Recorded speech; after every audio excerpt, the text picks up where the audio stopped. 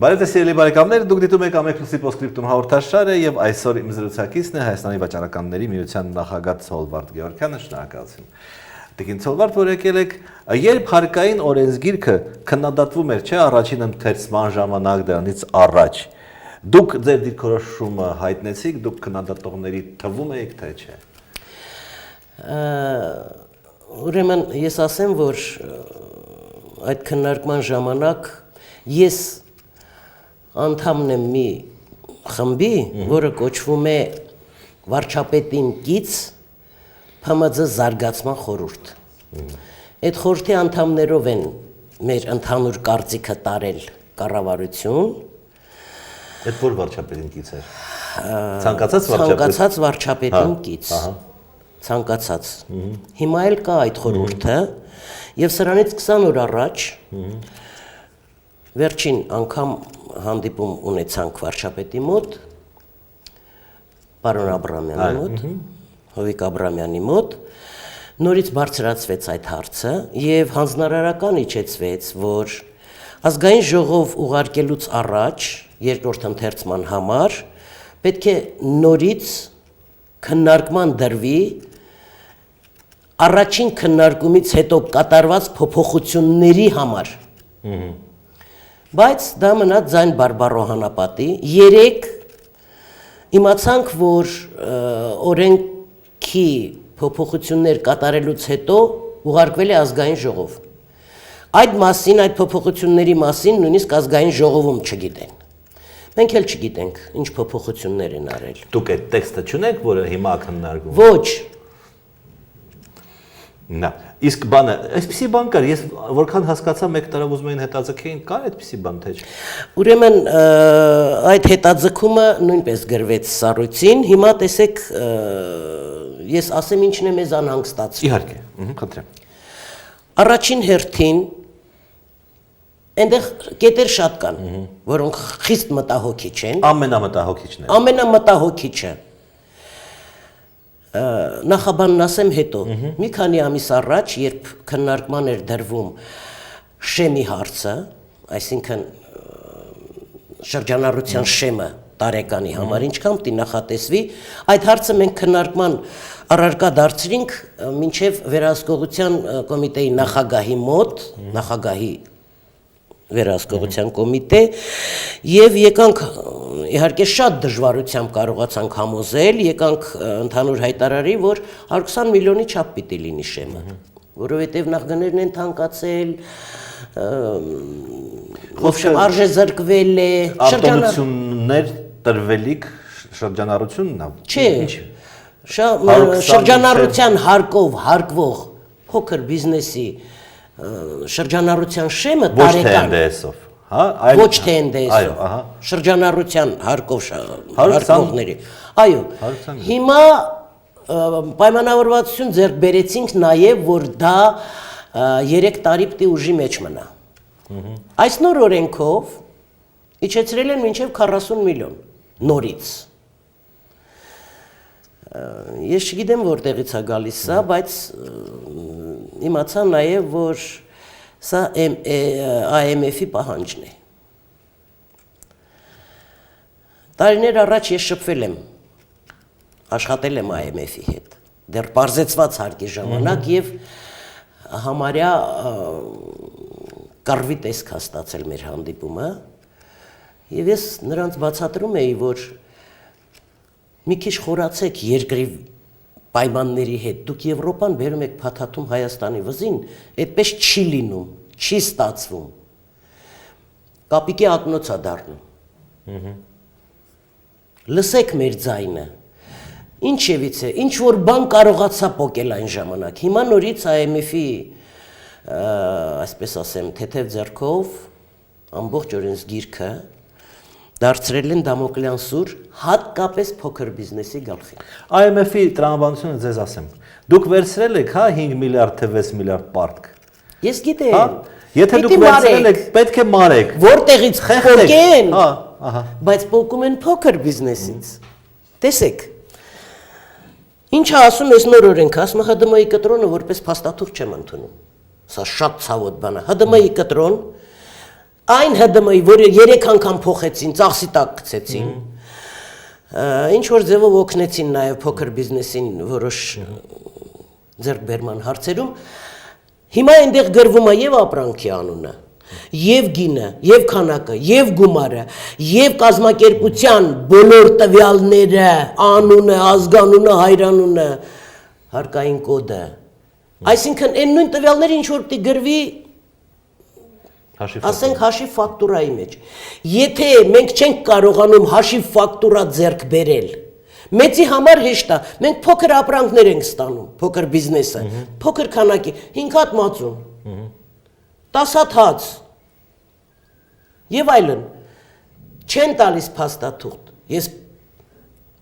ամենայն պատասխանատվությամբ հայտարարում եմ, փաստաթուղթ չեն տալիս։ Այդ դեպքում ոնց անենք։ Եթե ՀԴՄ-ի կտրոնը փաստաթուղթ չի, ես ուզում եմ փաստաթղթավորել։ ՀԴՄ կտրոնը ինչի համար է այդ դեպքում։ Ես չգիտեմ։ Ինձ օրինակ ստիպեցին $1000 տալ ՀԴՄ մեքենա առնել առավոտ թերթի համար։ Հետո եթե դա պետք չի, չի բարի առել։ Ձեզ կասեն սպառողի շահերի պաշտպանության համար, այնպես ինչպես ռեստորաններում։ Ոչ մի ռեստորանում ՀԴՄ-ի կտրոն չեն տալիս։ Բնականաբար, ես ժամանակին նույնիսկ շատ մեծ հետազոտություններով պարզեցի, որ նույն հիմնարկը 3 հատ ՀԴՄ ունի, որը ուզում է տպում, որը չի ուզում չի տպում։ Թողել են մեծը, ընկել են մանրի հետևից։ Իմաստը ո՞րն է։ Սա մի հարց։ Երկրորդ հարցը։ Ուրեմն ապրանքների առանձնացված հաշվառում։ Այսինքն ես որ գամ քո մոտ ստուգելու, ես պետք է ասեմ, եթե փաստաթուղթ ունես, պետք է ասեմ, այստեղ այսքան հատ, ասենք բամբանյարկա ես ստացել, պահեստում ինչքան ունես, այստեղ ինչքան ունես, ինչքան ես վաճառել։ Դուք պատկերացնում եք դա ինչ աշխատանք է։ Ինչ աշխատանք է։ Այսինքն առանձնացված հաշվառում ասածը ամեն մի ապրանքի համար փոքր բիզնեսը պետք է կանգնի հաշվառում անի, որից ինչքան ստացա, որը Նույն հաշվապահ պիտի պահի ըստ երևույթին, կրպակի տերը պիտի նաև հաշվապահ պահի, որը դրանով զբաղվում է, որովհետև ինքը չի կարող համ վաճառի, համ բանանի։ Հիմա տեսեք, ապրանքների յետ վերադարձման խնդիր կա, ասենք ստացել ես, բայց քո ուզած ապրանքը չի։ Նախկինում մենք կարողանում էինք, այսպես ասեմ, չեղարկման գործոն, մի ժամվա ընթացքում կարող էինք դա փոխարկել։ Այսօր ասում են դու պիտի ապրանքը հետ տաս իրան, փաստաթղթով։ Հետո նորից ընդունես։ Բայց այն հետ տված ապրանքի համար դու պիտի հարկը մուծես։ Տրամաբանության մեջ սա ոնց է ամբողջը գրված է նոր օրենսգրքում։ Բան չեմ եկել։ Ահա։ Մի ուրիշ հարց։ Ժամկետանց ապրանքները վերադարձնելու համար, ասենք մածունա բերում, 10 հատ ստացել եմ, 2 հատը մնացել է ժամկետանցա, ես վերադարձնում եմ։ Պայմանագիր պիտի ունենաս։ Առաքիչի հետ, ում հետ։ Չէ, ով որ ուղարկում է։ Ուզում են վերանայել եկամտահարկը։ Ավելացման։ Սա իհարկե փոքր բիզնեսին դժվար վերաբերվի, որովհետև եկամտահարկը ուզում են բարձրացնել բարձր աշխատավարձ ստացողների համար։ Օրինակ ինձնից, եթե ես սպիտակ աշխատավարձ եմ ստանում, ասենք $1,000,000, նրանք համարում են դա ճոխություն ու ասում են բեր փողերը։ Խնդիրը գիտեք որն է, ձեզ նման շատ չկան, որ բարձր աշխատավարձ, հիմնականում սա խփում է նոր տեխնոլոգիաներին։ Այո,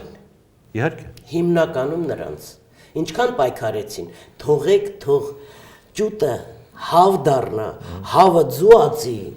այդ ձուն կերեք, ինչ եք հավը մորթում, մի մորթեք։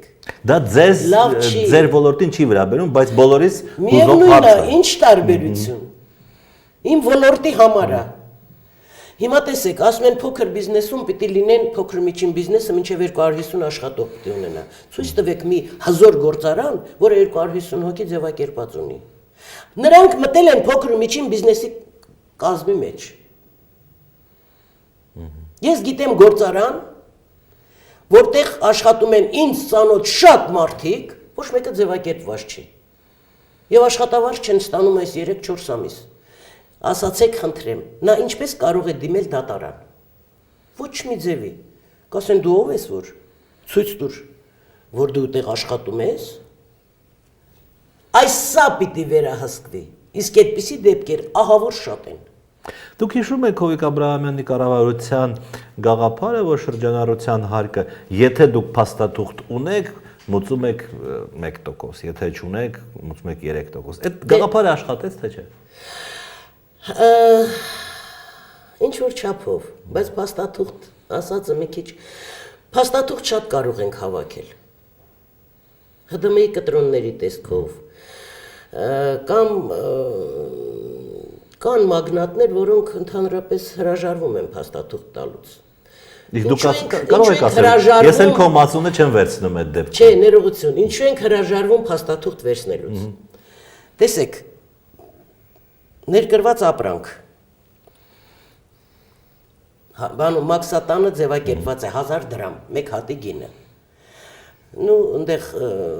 ընդես են ավելացնում եւ այլն 1500 դրամ, ենթադրենք։ Ինձ տալիս է 1000 դրամով, 2500-ով գումարն է ուզում, փաստաթուղթ գրում է 1500-ով։ Այսինքն ես 2500-ի հարկը պիտի մուծեմ։ Բայց ինչ է ուզում ավել, որ գրվի։ Իմ ապրանքը էս արժի, չէ, պակաս է գրում, ավել փող։ Ինչ է ուզում պակաս գրվի։ Ոնց։ Որ հետո ինքը հարկ է մուծում այդ գրված փաստաթղթի համաձայն։ Լավ։ Դուք էլ ասեք համաձայն չեմ։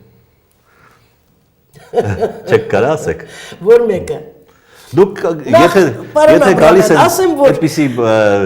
հաշվարկներով, այդպիսի գործարքներով, դուք ասեք համաձայն չեն, ինչքան որ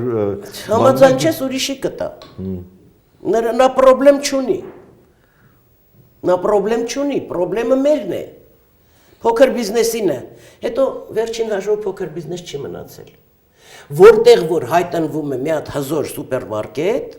նրա շուրջ եղած 30-ից 40 փոքր օբյեկտ փակվում են, պարտադիր։ Իսկ հիմա տեսնում եք, չէ՞ ինչա կատարվում։ Դեռ սարքում են։ Էլի են սարքելու, մոլեր են սարքելու,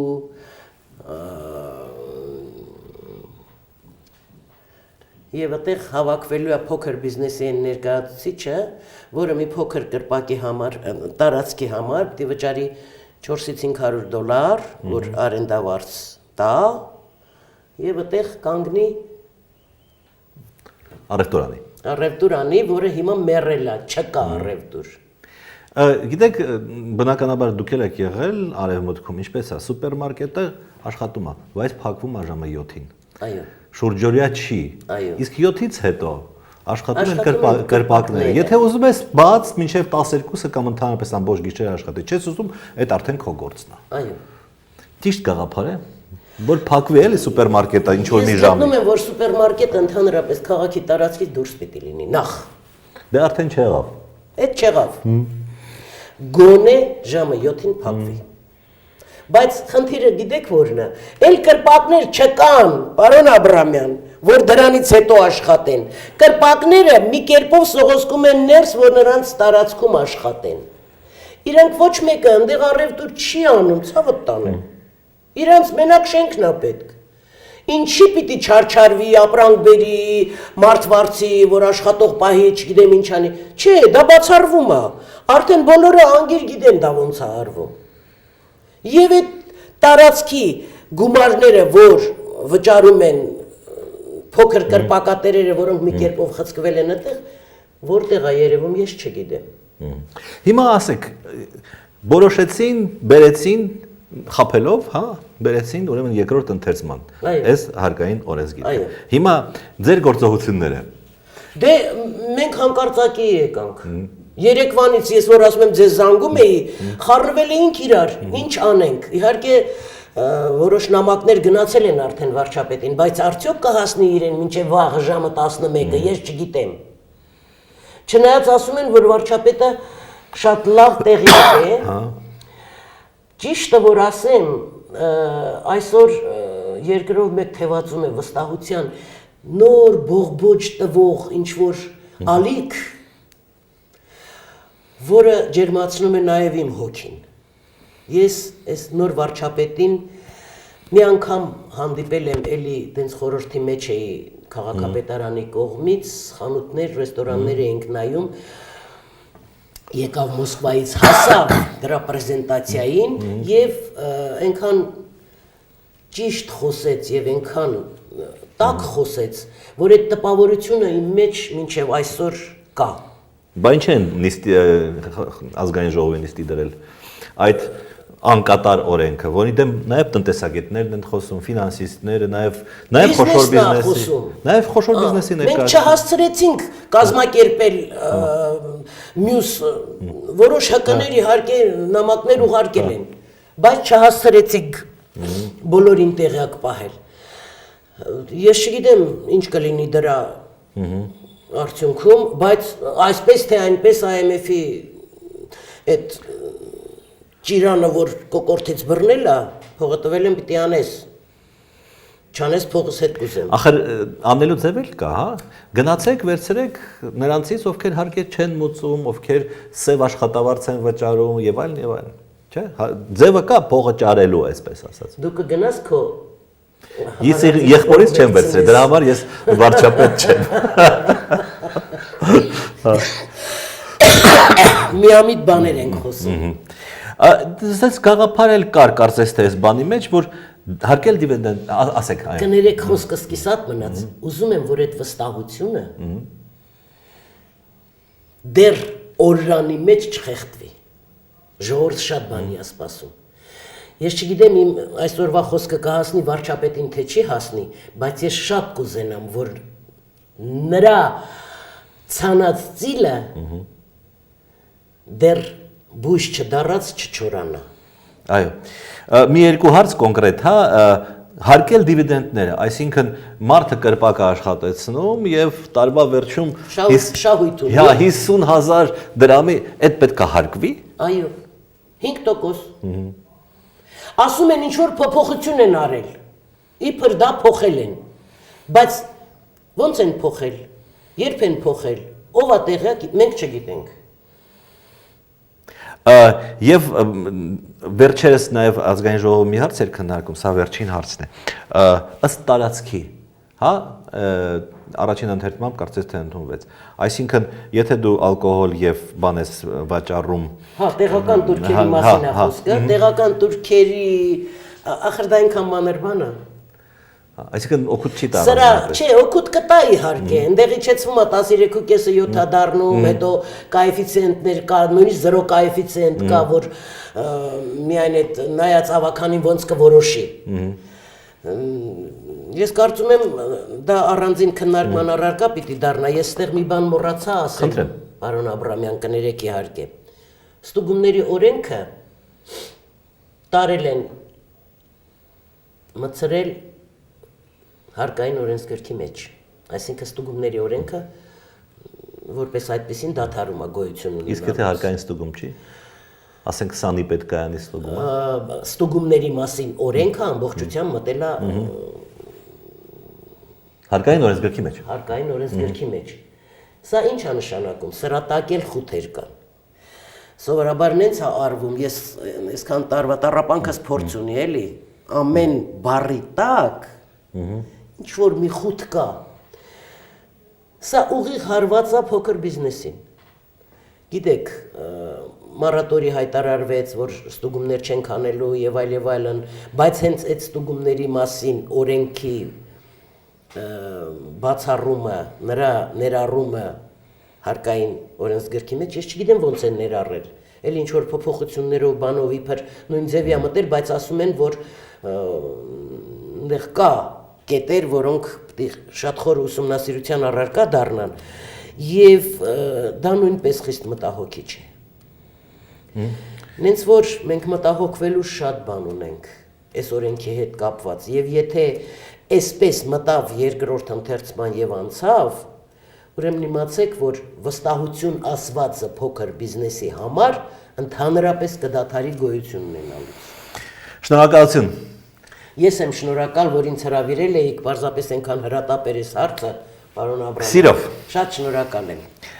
Իմ զրուցակիցներ, սիրելի բարեկամներ, Հայաստանի վաճառականների միության նախագահ Ցոլվարդ Գևորգյանը։ Մենք կհանդիպենք վաղը, տեսություն։